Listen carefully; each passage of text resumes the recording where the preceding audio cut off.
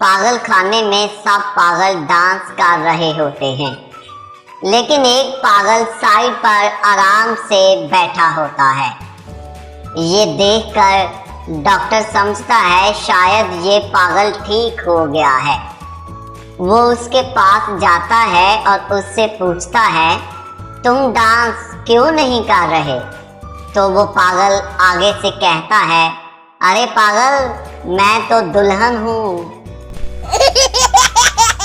एक आदमी रात के वक्त कब्रिस्तान से गुजर रहा होता है, तो वो देखता है कि एक कब्र पर एक आदमी बैठा हुआ है। वो आदमी से पूछता है, यार, इतनी रात को तुम यहाँ कब्रिस्तान में कब्र के ऊपर क्यों बैठे हुए हो? तो वो आगे से जवाब देता है, बस कब्र के अंदर गर्मी लग रही थी, इसलिए मैं कब्र से बाहर आकर ऊपर बैठ गया।